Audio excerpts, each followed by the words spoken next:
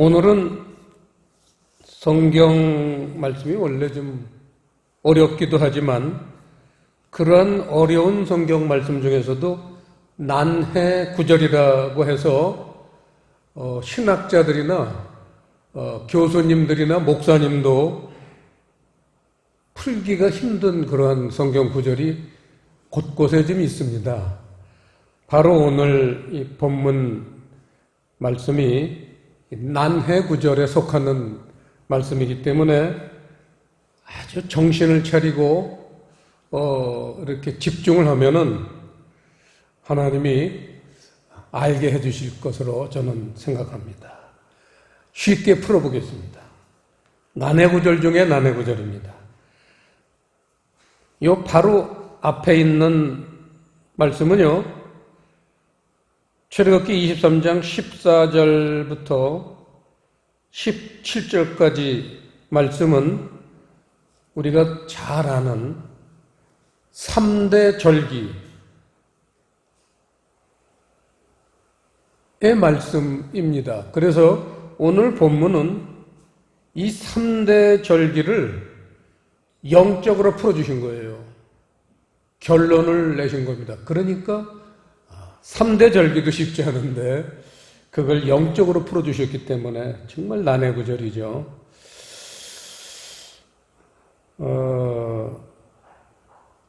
오늘 이 3대 절기를 푼 거기 때문에 14절부터 17절까지의 그 3대 절기 내용에 보면요, 15절에 아비볼이라는 단어가 등장합니다.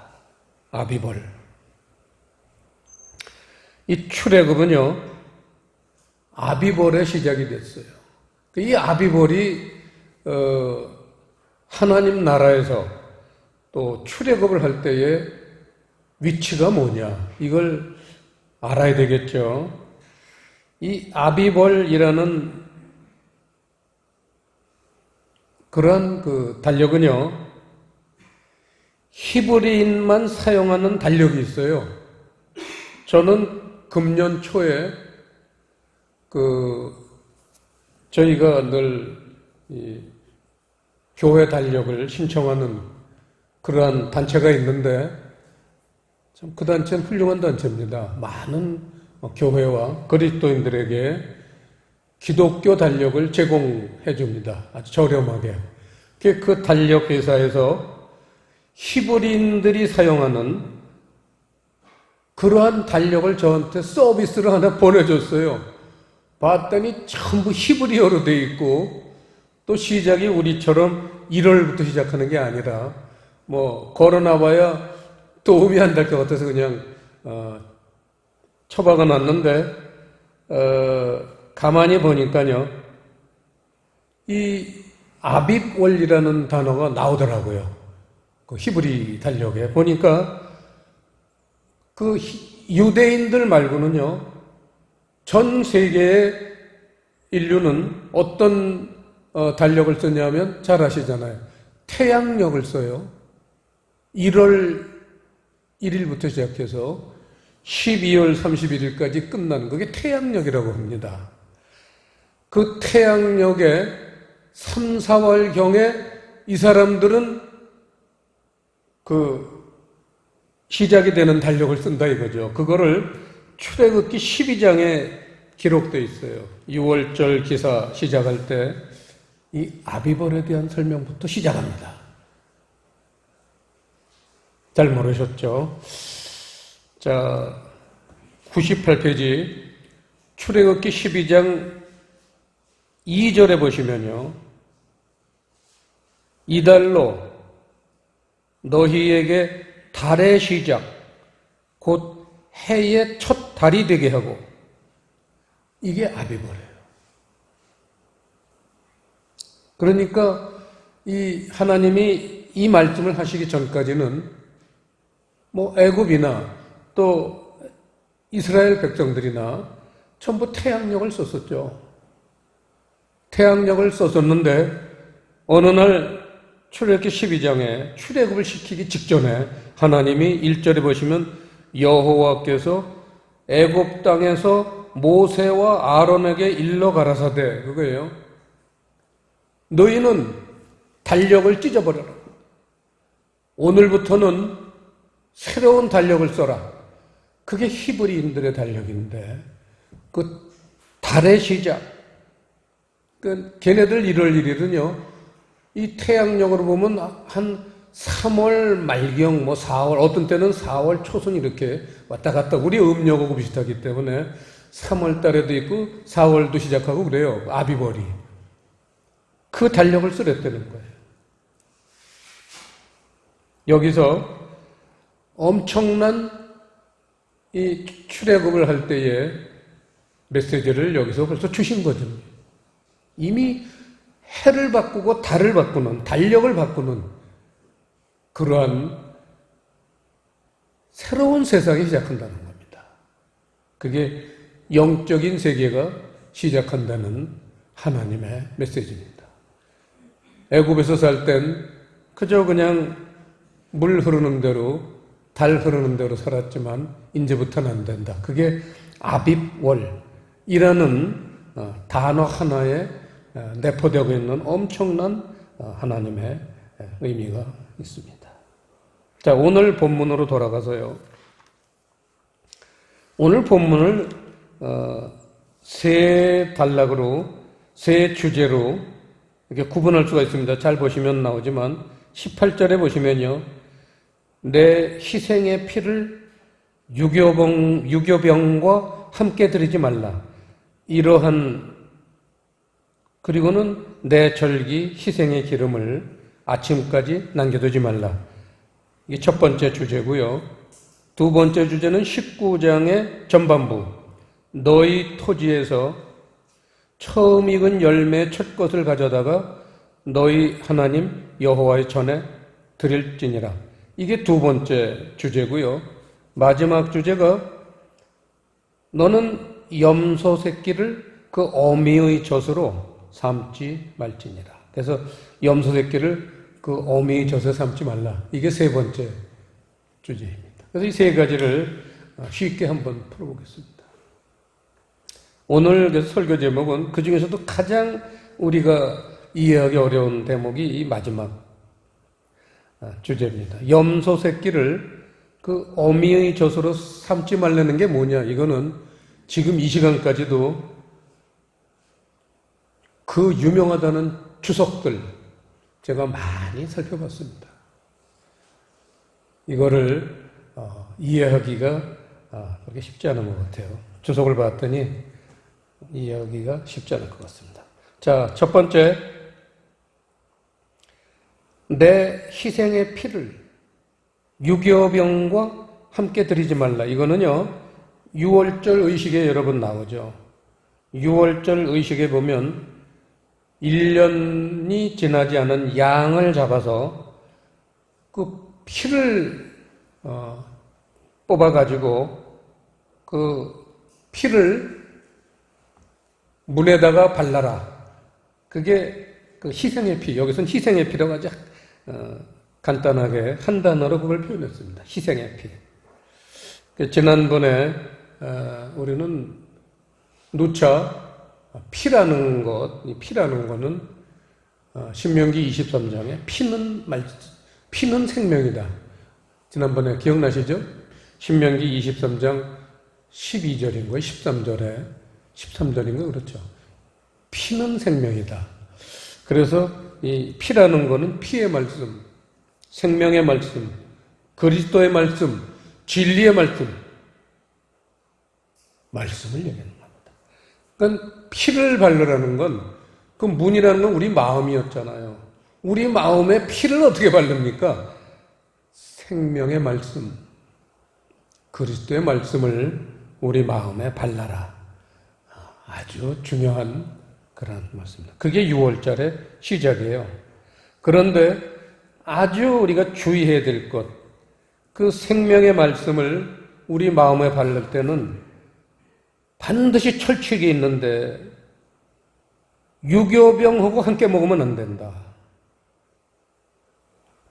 유교병과 함께 드리지 말라. 이게 아주 철칙입니다. 그래서 유교병이라는 건 여러분 잘 알다시피 교자가 그 누룩교자잖아요. 그래서 누룩이 들어있는 떡은 말씀이니까 이 누룩에다가, 누룩은 우리가 여러 번 봤지만 다시 한번 생각해 본다면 마태복음 16장 11절에서 12절 사이에 찾아보지는 않겠습니다. 마태복음 16장 11, 12절에 예수님이 누룩을 설명해 주셨어요. 뭐냐? 세상 교훈이다. 세상 말씀이다 그거죠. 세상 말씀에서 이렇게 우러나오는 교훈들, 가르침들, 이거를 누룩이라고 예수님은 표현을 하셨는데 결국은 세상 말씀이죠. 생명의 말씀, 그리스도의 말씀, 진리의 말씀이 우리 마음에 바를 때는 세상 말씀하고 섞으면 안 된다. 이게 아주 가장 이 3대 절기, 특히 6월절에서 가장 먼저 손꼽아야 될 가르침입니다. 자, 그러면서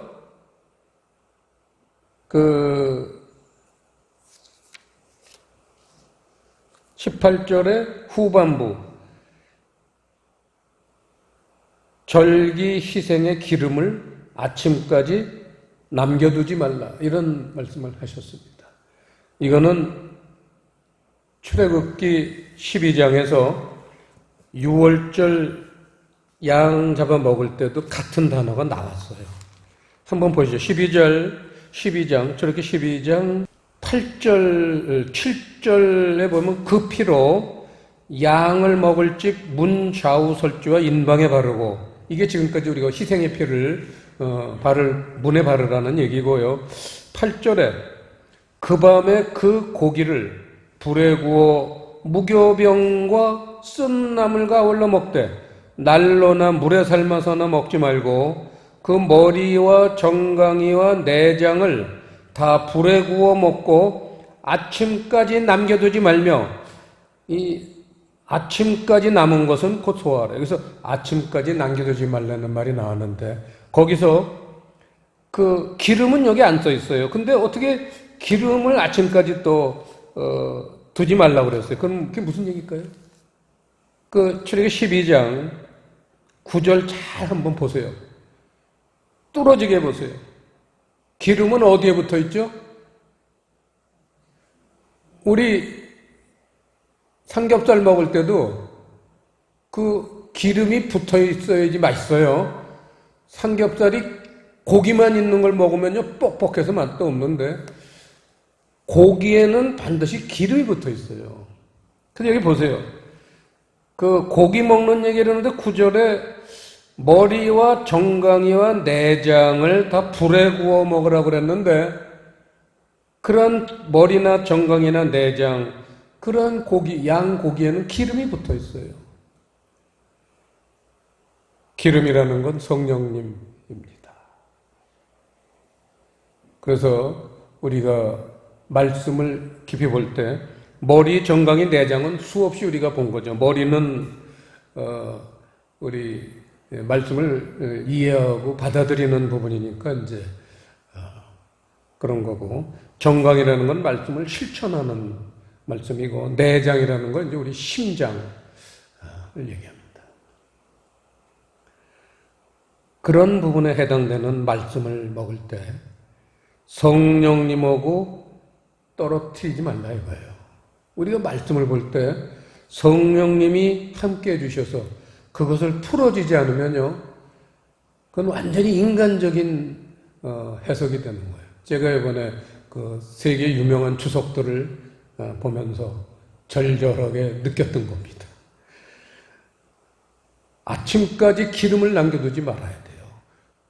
성령님을 완전히 소모해야 돼요. 말씀을 볼 때 성령님을 완전히 의지해서 그 말씀을 해석해야 돼요. 그걸 그렇게 표현을 했습니다.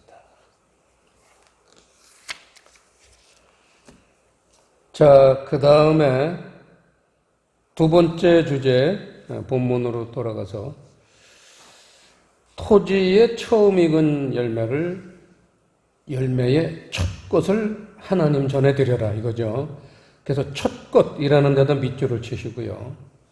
칠판에 보시면 나오지만 레시트라는 단어입니다. 레시트. 이 레시트라는 단어는 앞에 베라는 접두사가 붙어서 베레시트 하면은 건 태초예요. 그러니까 베라는 건 접두사기 때문에 뜻이 없어요. 그래서 레시트예요. 성경 처음에 나오는 단어입니다. 처음에 나오는데 첫 것이라고 번역이 되어 있지만 여러분 잘 알다시피 first라는 거는 처음이란 뜻도 있지만 가장 중요한, 안전 제일, safety first. 공사장에 가면 엄지손가락 크게 그려있는 그거 붙어 있죠. 그거는 안전이 최고로 귀중한 거다, 소중한. 빌딩을 100층이고 200층이고 지으면 뭘 하냐. 내가 죽는데. 내가 살고 빌딩이 있는 거지. 그래서 가장 중요한, 최고의 것. 이게 레시트입니다. 토지 처음 익은 열매, 최고의 것을 하나님 전에 드려라. 그래서 이 최고의 것이 뭐냐를 푼 겁니다, 오늘. 3대 절기라는 건 바로 이 최고의 것이 뭐냐를 푼 거예요. 말씀의 최고의 가치가 뭐냐? 이거를 풀었다는 거죠. 자, 그리고 이제 세 번째 주제. 염소 새끼를 그 어미의 저주로 삼지 말라. 정말 이게 난해한 구절입니다. 그 젖에 대해서, 어미의 젖에 대해서 한번 우리가 한번 깊이 살펴보겠습니다. 그래서 오늘 이걸 쉽게 해석하려면요, 색연필을 가지시고요, 18절에 희생의 피를 동그라미를 치세요. 희생의 피. 그것을 19절 끝에 있는 어미의 젖, 그것도 동그라미를 치고 둘을 연결하세요. 줄로. 같은 단어입니다, 사실은. 똑같은 의미예요. 희생의 피, 어미의 젖, 같은 의미입니다. 그 다음에 18절에 유교병, 거기다 또 색연필로 동그라미를 치시고 그거를 19절의 끝에 염소 새끼를 동그라미를 치고 그거를 작대기로 연결하세요. 같은 의미예요. 이러면 아주 쉬워집니다. 성경 푸는 게 아주 쉬워져요. 자, 그래서 염소 새끼부터 풀어보겠습니다. 염소. 마태복음 25장 보겠습니다. 염소. 하나님 나라에서는요, 염소라는 단어를 아주 의미 있게 주님이 쓰고 계십니다. 마태복음 25장 33절입니다. 33절. 양은 그 오른편에, 염소는 왼편에 두리라. 이거는 우리가 잘 아는, 우리가 이 다음에 죽고 나서, 부활하고 나서 천국의 대기소에 있다가 심판이 있습니다. 믿는 자고 믿지 않는 자고 다 그때는 예외 없이 하나님 앞에 나왔습니다. 그때 그거를 31절부터 시작하는 흰 보좌 심판, 백보좌 심판이라고 해서 심판이 있는데, 그때 모든 그 지구상에 태어났던 모든 인류, 아담, 하와부터 시작해서 마지막 인류까지 다 하나님 앞에 불려 나오는데, 그 사람들을 하나님은 딱 두 가지로 분류를 한다는 거예요. 교회 다니는 사람 따로, 안 다니는 사람 지옥, 이게 아니에요. 큰 착각하는 거예요. 교회를 다녔건 안 다녔건 분류하는 방법이 달라요. 뭐냐? 양과 염소로 분류한다는 거예요. 근데 양은 그 오른편에, 염소는 그 왼편에 이렇게 둔다고 하는데, 쭉 내용을 우리가 이제 이 백보자 심판 보면 나오지만, 그 끝에 결론 46절에 보면요. 저희는이라는 건 염소예요.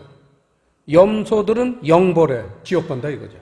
그 다음 의인들은 영생에 양이에요. 양들은 영생에 천국 간다 이겁니다.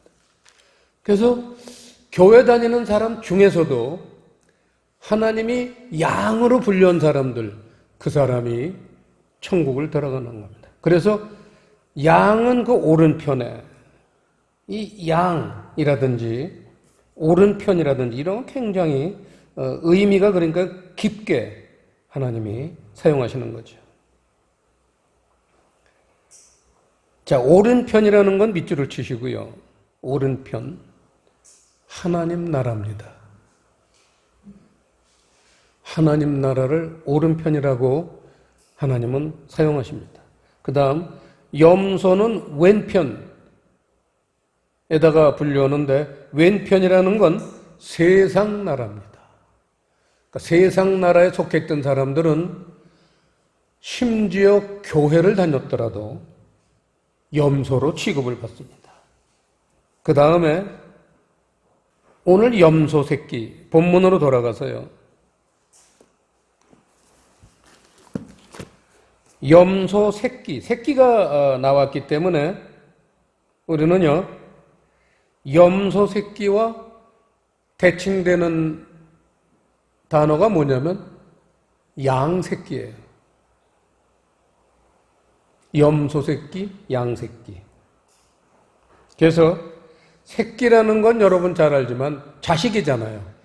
마태복음 13장 38절인가요? 씨 뿌리는 뷰에서 새끼, 자식, 아들은 말씀입니다. 말씀이에요. 새끼는 말씀이고 염소는 아까 봤죠? 세상입니다. 그래서 염소 새끼라는 건 세상 말씀, 세상 교훈.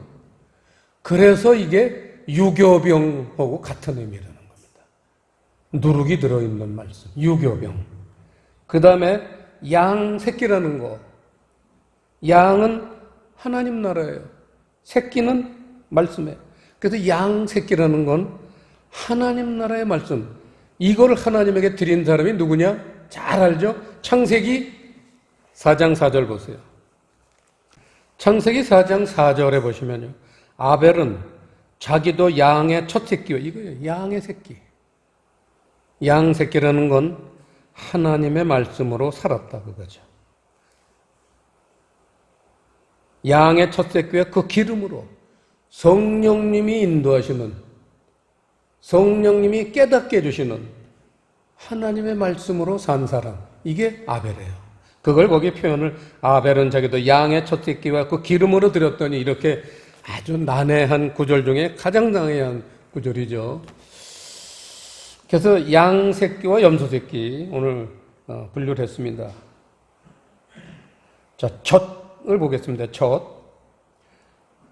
젖에다가는요,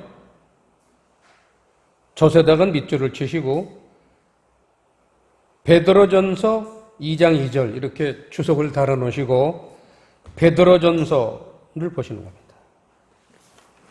자, 베드로전서 2장 2절에 보시면요.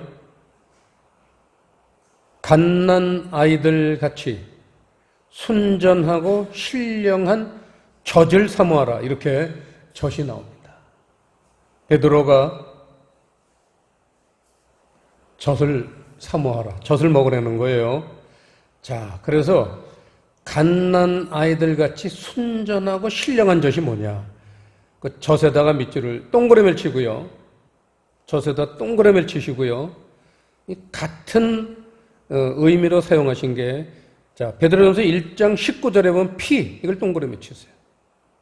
그 다음에 22절 보시면 진리라는 단어가 나옵니다. 이걸 동그라미 치세요. 그리고는 25절에 보시면요. 복음, 동그라미를 치세요. 그 다음 그 25절 첫 단어, 주의 말씀, 동그라미를 치세요. 그리고는 2장 1절이 그러므로 이렇게 시작합니다. 그러므로라는 건 우리가 잘 알지만 어떤 문장을 볼 때 그러므로 therefore가 나오면 결론적으로 말씀드리면 이런 뜻이죠. 결론으로 말씀드리면. 그래서 결론으로 말씀드리면 지금 동그라미 쳤던 거 피, 진리, 주의 말씀, 복음 이거를 그러므로 결론적으로 신령한 젖이라고 표현한다 그거예요. 이게 베드로서의 난해 구절 중에 하나입니다. 그래서 신령한 젖이라는 거는 동그라미 친 것들하고 똑같은 겁니다. 진리라는 거죠. 진리고 주의 말씀이고 복음이라는 겁니다. 제가 주석을 많이 살펴봤다고 그랬죠. 우리나라에서 가장 유명한 구약 성경 주석가가 있습니다. 우리나라에서 가장 유명하신 분입니다. 이름은 안 되겠습니다. 그분 주석책을 봤더니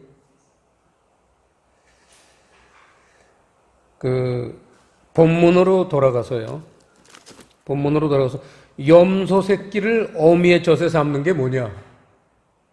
그거를 전 세계적으로 손꼽는 유명한 주석이 똑같아요. 그 세계적인 유명한 주석을 아마 참고하셨던 것 같아요, 우리나라도. 참혹한 행위, 이렇게 달려있어요, 주석이. 그 염소 새끼를 자기 엄마의 젖에다가 삶지 말라.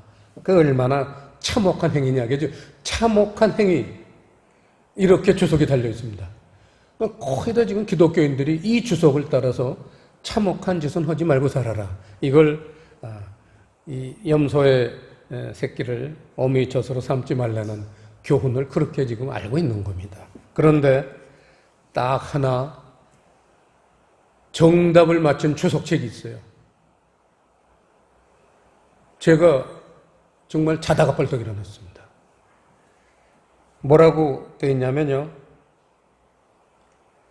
하나님, 이 젖이라는 것은 하나님 말씀의 근본적인 진리를 나타내는 것이다. 이렇게 주석을 단 주석책이 있어요. 그게 누구냐? 제가 늘 여러분들에게 소개하는, 제가 존경하는 몇 손가락 안에 들어가는 훌륭한 목사님, 하영조 목사님이 온누리 출판사를 통해서 간추린 비전 성경 사전이라는 그 성경 말씀을 풀어놓은 사전이 있습니다. 제가 그거 자주 인용하는데 자주 봅니다. 거기에 그렇게 돼 있어요. 젖을 하나님 말씀의 근본적인 진리를 나타내는 것이다. 이렇게 설명이 되어 있더라고요. 하영조 목사님은 돌아가신 지 몇 년 되셨습니다. 돌아가셨지만 그분이 제대로 깨달은 말씀을 그 후배들인 저희들에게 올바로 지금도 인도하고 있습니다. 얼마나 감사합니까?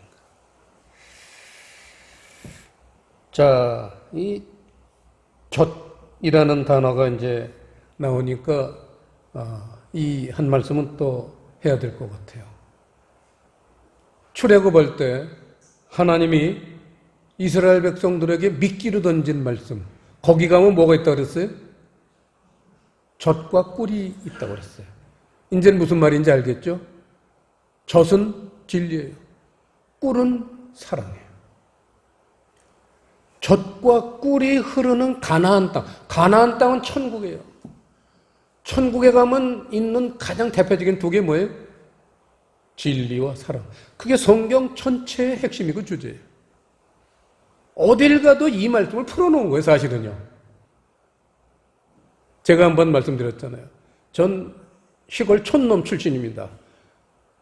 저 군화리에 가면요, 방직 공장이 있었어요. 거기 아들이 제 동창이에요. 지금도 가끔가다 1년에 한 번씩 만나서 같이 식사를 하는데, 그 친구네가 방직 공장을 했는데, 그 방직 공장에 가면요, 쇠 파이프가 굉장히 길다란 게, 잘은 몰라도 한 우리 성전 이 길이 정도 적어도 돼요. 한 30m는 될 것 같아요. 쇠 파이프가 길게 있는데 그게 막 돌아갑니다. 전기를 누르면 그 파이프가 막 돌아가면 그 파이프에 작고 큰 어떤 동그란 그걸 뭐라 그런지 모르지만 쇠를 거기다 집어넣었어요.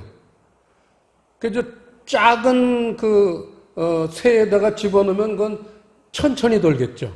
저쪽에 막 작은 거 조금 큰 거 쫙 수십 가지가 그게 있어가지고 큰 게 걸렸는데 피대가 걸려서 빨리 돌아요. 막 빨리 방아를 찍고 천천히 돌아가는 건 천천히 빻고 그렇습니다. 피대가 하나인데 거기다 걸면요 다 돌아가는 거예요. 하나님 피대는 한 개밖에 없어요. 하나님 나라는 하나밖에 없어요. 거기다가 창세기부터 계시록까지 66개 건 거예요, 피대를. 그러면요 한꺼번에 다 돌아가요. 다 돌아가지만 같은 겁니다. 성경 어디서 말하든지 전부 진리와 사랑을 말씀드리는 거예요. 근데 그렇게 해놓으면은 사람들이 깊이 이해하기가 힘드니까 역사적으로, 시대적으로 수많은 예화들, 사람들이 어떻게 살았냐, 그 진리와 사랑을 어떻게 이해하고 어떻게 그걸 깨닫고 살았느냐, 그거를 엿보는 책이 성경책이에요. 그러니까 스토리로 보면 그런 책이에요. 그런데 그 스토리의 핵심은 바로 변하지 않는 불변의 진리와 사랑 얘기입니다. 그래서 이 두 가지가 없으면 교회라는 존재가 없어지는 거죠. 그거를 이사야서 1장에서 얘기했어요. 한번 보시죠. 이사야서 1장. 교회론을 볼 때 아주 구약에서 가장 중요한 말씀이 이사야서 1장. 이사야서 1장 21절. 신실하던 성읍이, 이 성읍이라는 건 순수한 교회예요. 밑줄을 치시고 성읍, 순수한 교회. 신실하던 순수한 교회가 어찌하여 창기가 되었는고? 순수한 교회가 창녀가 됐다는 거예요. 창녀라는 건 알지만 절개가 없잖아요. 왜냐하면 교회가 어떻게 창녀가 되느냐? 두 가지가 없으면 그렇다는 거예요. 거기 보면 공평이 거기 충만하였고 의리가 그 가운데 거하였었더니 이제는 살인자들 뿐이었다. 공평과 의리가 없어졌다는 거예요. 이 공평이라는 단어가 칠판에 있는 미시파트라는 단어입니다. 의리라는 단어가 체데크라는 단어입니다. 그래서 이 미시파트는 우리가 잘 알지만 신약 용어로 넘어오면 진리이고, 체데크라는 단어는 신약 용어로 넘어오면 인애, 인자, 사랑, 그렇습니다. 그러니까 진리와 사랑이에요. 그러니까 진리와 사랑이 없으면 창녀로 보신다는 게 하나님은. 왜? 세상하고 가늠하니까. 세상하고 가늠하기 때문에 창녀라는 거예요. 창녀라는 건 자기가 사랑하는 남편, 자기가 사랑하는 애인 이외의 사람과 어울리는 걸 창녀라고 그러잖아요. 진리와 사랑 이외의 것하고 어울리면 그게 창녀다. 그렇게 표현을 하고 있습니다. 그걸 22절에 보면 내 은은 찢기가 되었고 너희 포도주에는 물이 섞였다 해서 은이라든지 포도주는 진리고 찢기나 물이라는 아까 말한 유교병, 세상 교훈, 세상 말씀이 그렇게 섞이면 그렇게 된다는 거죠. 그래서 오늘 우리가 찬송가 439장 만세반석 열린 곳에 그 찬양을 우리가 불렀는데, 이 만세반석이라는 게 바로 진리를 얘기합니다. 진리의 세계. 천국가는 믿음의 기초죠. 그래서 진리가 없는 교회는 창녀밖에 안 된다. 그리고 사랑은 뭐냐? 진리의 열매가 사랑이에요. 성경 어디도 써 있지 않지만 이게 진리를 터득한 사람들이 깨닫는 겁니다. 진리를 깨달으면 그 열매가 뭐냐? 진리를 깨달은 사람들의 삶의 열매, 그게 사랑이라는 겁니다. 기도하시겠습니다. 아버지 하나님, 오늘 출애굽기 6월절 의식을 영적으로 풀어주신 귀한 말씀을 통해서 우리가 하나님 본심이 무엇이고 하나님 나라의 기본이 무엇인지를 가르쳐 주셨으니 감사드립니다. 우리가 그동안 이 말씀을, 이러한 세계를 깊이 깨닫지 못했을지라도 이 말씀을 통해서, 이 가르침을 통해서 얼마나 귀하고 소중하고 중요한 교훈인지를 다시 한번 우리 뇌리에 새겨서 이제는 이러한 세계, 하나님이 가장 귀하게 여기시는 진리와 사랑의 두 세계를 우리 마음에 깊이 새겨서 부끄럽지 않은 삶을 살아갈 수 있도록 성령님 인도해 주시옵소서. 감사를 드리오며 예수님 이름으로 기도드리옵나이다.